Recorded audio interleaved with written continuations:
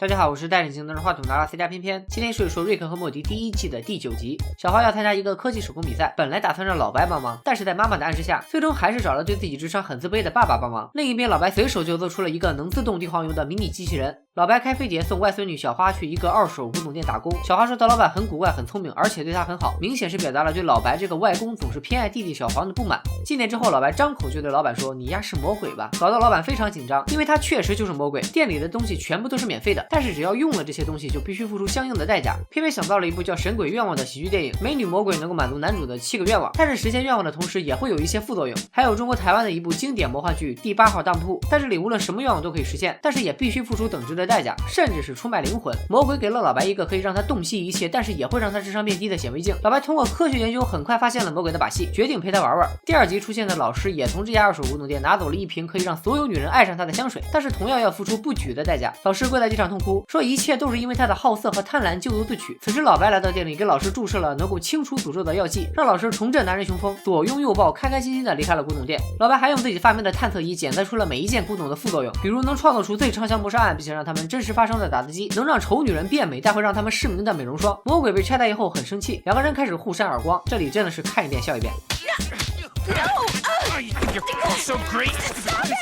小花打发走了老白，并说自己会支持魔鬼，因为魔鬼对他足够尊重和认可，不像老白总是嘲笑他。本来以为经过老白这一闹，店里的生意会受影响，没想到客人却络绎不绝，连问都不带问就把店里的东西往外拿。原来老白在街对面开了一家诅咒解除店，只要付给他钱，他就可以用科学解除那些诅咒的副作用，让大家只享受这件东西的好处。很快魔鬼店里的东西就被抢光了，魔鬼只能上吊自杀。小花用捡到的猴爪许愿救下了魔鬼，这个猴爪致敬了雅各布斯的同名短篇小说。魔鬼很沮丧，认为老白才是真正的魔鬼，自己干脆回地狱玩斗地主算了。但是在小花的鼓励下，魔鬼还是振作了起来。其实呢，好胜心强的老白只是气不过外孙女胳膊肘往外拐，所以他玩腻了以后直接一把火把自己的店烧了。另一边，在小花的帮助下，魔鬼关了古董店，又开了一家线上交易平台，项目很快就被谷歌收购。小花和魔鬼拥抱庆祝，谁知道魔鬼翻脸不认人，把小花赶了出去。这一段明显是在黑 Facebook 的创始人扎克伯格，而魔鬼穿的这个高领黑毛衣又顺便黑了一下苹果的创始人乔布斯，也许是在讽刺现代科技才是真正的魔鬼，让偏偏想起了描述黑科技的英剧《黑镜》系列。小花沮丧的回到家，说也许魔鬼同时满足了他和老白的愿望，他一直嫉妒老白整天和小黄在一起，而老白也一直没有意识到自己其实也很重视小花的肯定。老白出了一个主意，两个人疯狂健身练就一身肌肉，然后来到魔鬼的发布会把他揍了一顿。好了，下面开始说支线的故事。富贵提议小黄做个太阳系模型，用乒乓球做最小的冥王星刚好，小黄却说老爸你 out 了，冥王星现在已经不是行星了。富贵瞬间感觉世界观崩塌了，老子小学3年级就学了9大行星，咋能说去掉一个就去掉呢？为此他甚至还打电话给美国航天局投诉。这种愚公移山惊伟填海的执着精神并没有感动上苍，但是却感动了冥王星的外星人，直接把父子俩带回了冥王星。冥王星的国王把富贵封为上宾，让他在所有冥王星人面前公开演讲，还上了冥王星的电视访谈节目。而一个冥王星的科学家却偷偷找到小黄，告诉了他真相。原来冥王星以前确实是行星，但是由于上层统治者不停地开采地下资源，导致星球的质量越来越小，最终终于跌破了行星质量的下限，成为了一颗矮行星。也就是说，冥王星的统治者只是利用富贵的言论来麻醉冥王星的老百姓。科学家希望小黄让他爸说出冥王星已经不是行星的事实，但是富贵明显非常享受这种众星捧月的感觉，完全无视了小黄。最后国王打算给富贵颁一个明贝尔奖，当然是恶搞了诺贝尔奖。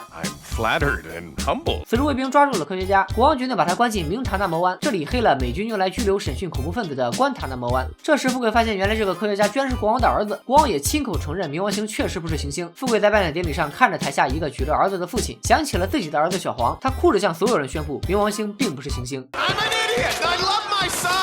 回到地球以后，富贵向小黄道歉，说自己确实很笨，没有老白聪明，以后不会再给小黄添麻烦了。小黄却说这个世界上没有人会比老白聪明，但是也没人能取代你是我爸爸的事实，在这一点上你比谁都行。 That's humbling and flattering, son. 富贵说要不咱们继续做完8大行星的模型吧。小黄说我已经决定用老白的黄油机器人太太了，另外我已经14岁坐在床上，面前还放着电脑，你下次进来前还是敲敲门吧，万一看到啥不该看的多尴尬。本集标题 Something Wake This Way Come 改编自雷布拉德伯里1962年的小说 Something Wake This Way Come， 中文名从魔界来的，同名电影上映于1983年，魔鬼的造型也是来源于此。另外古董店的设定来自经典剧集13号星期五，而古董店的店名则是致敬了史蒂芬金1991年的小说《篝火游戏》，同名电影上映于1993年。古董店里的打字机、人偶娃娃、拳击手套都来自美国著名电视剧《阴阳魔界》，每集一个蕴含哲理、发人深省的奇幻故事。这部剧正是大名鼎鼎的日剧《世界奇妙物语》的灵感来源。此外，老白的台词还提到了罗曼·波兰斯基的恐怖片《魔鬼圣婴》和经典迪士尼动画《兔八哥》。今天的视频就说到这里吧，拜了个拜。